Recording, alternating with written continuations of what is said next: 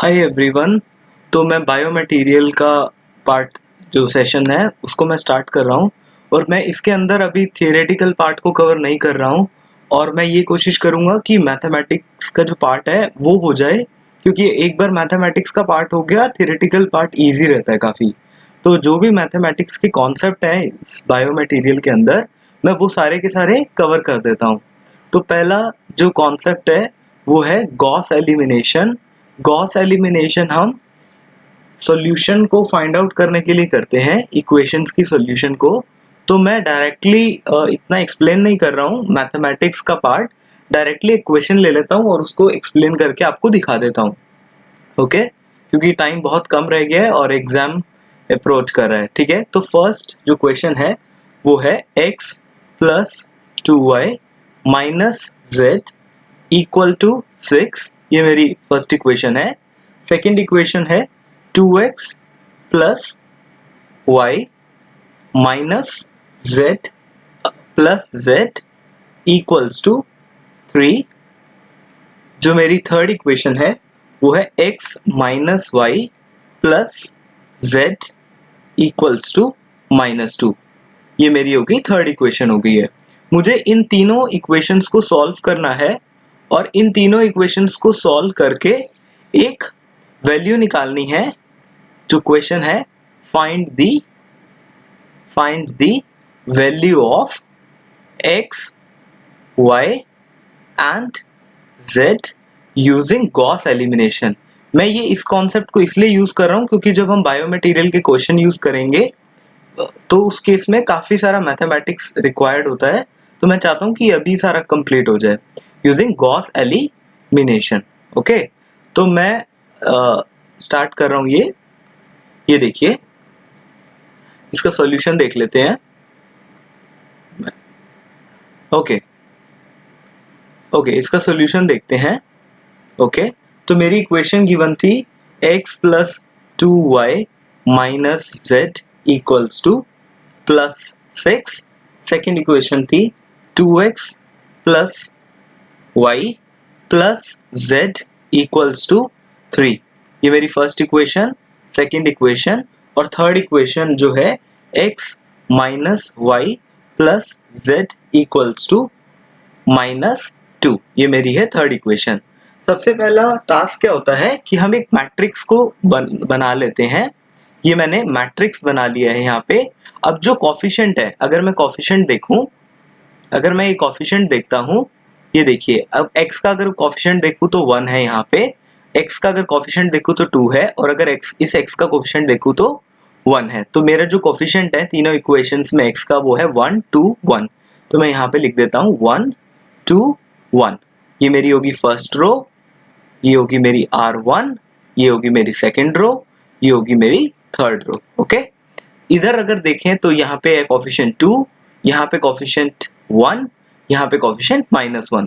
तो यहाँ पे मैं लिख सकता हूँ 2, इसका कॉफिशिएंट हो गया 1, इसका हो गया -1। तो ये ध्यान रखिए, ये x का कॉफिशिएंट है, ये y का, मैं लिख रहा हूँ z का। तो मैं जल्दी से लिख लेता हूँ -1 1 और +1। ओके, तो क्या मेरे को फाइंड आउट करना है x, y एंड z। तो x, y एंड z ये लिख लेता हूँ और मेरे जो वैल्यूज दे रखी हैं यहाँ पे है 6 3 और -2, इसको मैंने यहाँ पे लिख लिया। ओके, तो अब सबसे पहले देखेंगे जो इम्पोर्टेंट थिंग है जिसको हम क्या कहते हैं, पिवट एलिमेंट्स। ओके, तो पिवट एलिमेंट्स कौन से होते हैं, देखो मैं आपको समझा देता हूँ। पिवट एलिमेंट्स कौन से होते हैं, पिवट एलिमेंट्स का यूज क्या होता है और किस लिए करते हैं। ठीक है, अब जैसे मान लो आपको ये एक मैट्रिक्स दे रखा है, इसके अंदर पिवट एलिमेंट फाइंड आउट करना है। तो रो 1 में जो फर्स्ट सबसे पहला होता है वो होता है पिवट एलिमेंट। इस लाइन में R1 में जो पिवट एलिमेंट है वो फर्स्ट वाला है। बेसिकली सारे डायगोनल एलिमेंट्स जो होते हैं, ये यहाँ पे 1, यहाँ पे 1 और यहाँ पे +1, ये सारे के सारे क्या है, पिवट एलिमेंट्स हैं। ओके, तो पिवट एलिमेंट्स का यूज कब करते हैं, पिवट एलिमेंट्स के जो नीचे जो भी एलिमेंट्स हैं, देखो इसके नीचे ये 1 है, मैं आपको हाईलाइट कर देता हूँ। ये जो यहाँ पे दिख रहा है आपको, ओके, तो मैं आपको एक बार यहाँ से पेन चेंज करके आपको बता देता हूँ। ये देखिए, ओके, ये जो है 2 है, ये 1 है, इनको मुझे क्या करना है, 0 करना है। जो भी पिवट एलिमेंट के नीचे है उसको मुझे क्या करना है, 0 करना है। इसके नीचे कुछ भी नहीं है तो मुझे इसको करने की जरूरत नहीं है। तो गॉस एलिमिनेशन में क्या करते हैं, गॉस एलिमिनेशन में सबसे पहले हम फाइंड आउट करते हैं कि कौन सा एलिमेंट है पिवट एलिमेंट है। और पिवट एलिमेंट मैंने आपको बता दिए कौन कौन सा होता है। अगर ये एक मैट्रिक्स है ABC DEF GH और I, इस केस में सबसे पहले A जो है पिवट एलिमेंट है और इन दोनों के जो नीचे है उनको 0 करना है। D और A है और D और G को मुझे क्या करना है, 0 करना है। यहाँ पे E मेरा पिवट एलिमेंट है और E के नीचे क्या है, एग्जैक्टली H है। H को मुझे क्या करना है, 0 करना है। और यहाँ है I दे रखा है, I के नीचे कुछ भी नहीं है तो मुझे किसी को भी 0 करने की जरूरत नहीं है। ओके, तो यहां से मैं इक्वेशंस को लिख लेता हूं। 1 2 1 2 1, ओके, 2 1 2 1 -1 -1 1 एंड 1। ओके, अब मुझे इसको इस वाले एलिमेंट्स को आपको दिखा देता हूं यहाँ पे। ओके, हाँ, इस वाले एलिमेंट को और इस वाले एलिमेंट को क्या करना है, 0 करना है। ओके, तो सबसे पहले जो वेरिएशन आएगा वो किस में आएगा, R2 में आएगा, और वेरिएशन किस में आएगा, R3 में आएगा। ओके, तो R2 में वेरिएशन लाना है अभी मेरे को। तो R2 के अंदर वेरिएशन लाने के लिए सबसे पहले R2 लिख लीजिए। R2 के अंदर चेंज लाना है और R2 में ही मेन चेंज होगा। ओके, तो ये इस तरह से लिखिए, R2 minus, okay, R2 minus, अब R2 तो ये रहा, इसका पिवट एलिमेंट क्या है, 1। ओके, तो सबसे पहले लिखेंगे R2 माइनस 2, जो एलिमेंट आपको 0 करना है, डिवाइडेड बाय पिवट एलिमेंट। इस लाइन में पिवट एलिमेंट कौन सा है, 1, और किसके रिस्पेक्ट में कर रहे हैं हम, पिवट एलिमेंट कहाँ पे है, R1 में है। ठीक है, तो इसके अंदर ये वेरिएशन होगा। अब सिमिलरली R3 को भी 0 करना है तो R3 एज इट इज लिख देता हूँ, माइनस, इस केस में यहाँ पे 1 आएगा, divided by pivot element. Pivot element क्या है मेरा, 1 है यहाँ पे, और जो R1 है 1 है। ओके, तो ये R1 के रिस्पेक्ट में है। आई होप इतना क्लियर होगा।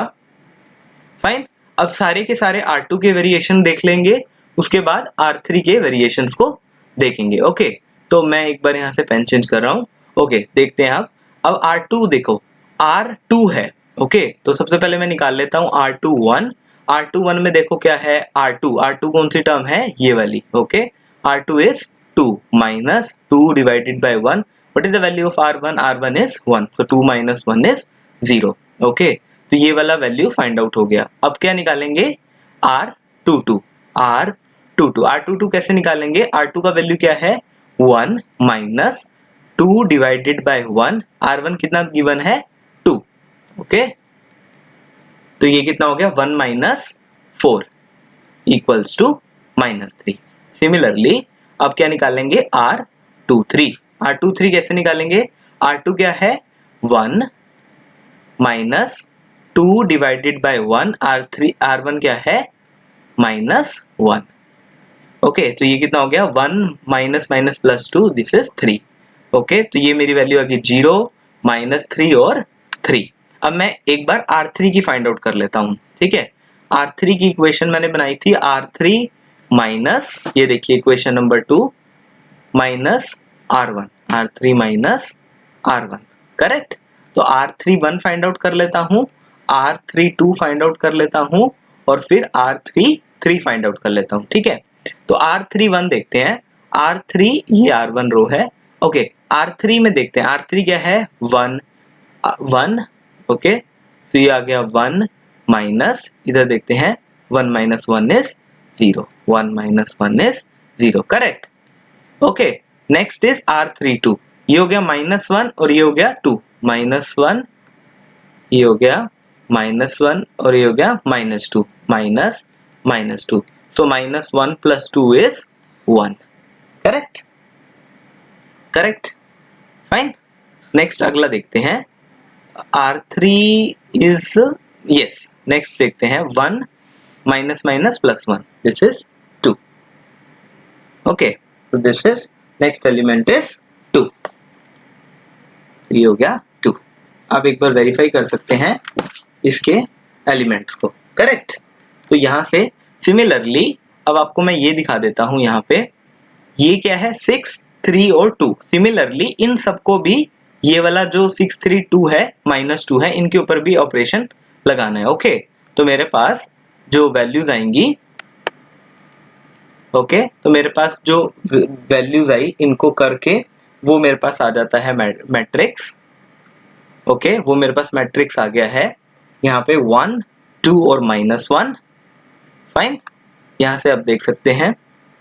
और इधर से आया है 0, -3 एंड 3, 0, -3 एंड 3, और जो इधर से आया है वो है 0, -3 एंड 2। ओके, 0, -3 एंड 2, यहाँ लिख लेते हैं 0, -3 एंड 2, करेक्ट। इधर से मैं लिख दूंगा x, y and z equals to 6, -9 and -8।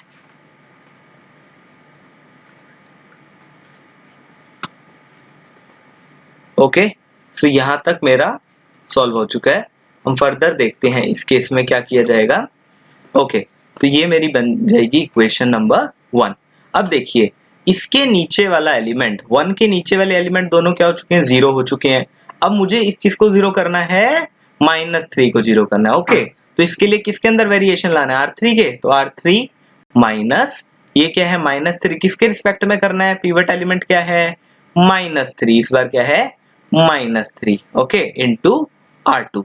So basically R3 is nothing but R3, ये कैंसिल हो गया, R3 माइनस R2। तो मेरी जो इक्वेशन आएगी R3, ये हो गया R3 माइनस R2। ओके, तो यहाँ हो गया मेरा R3, ये हो गया R3 माइनस R2।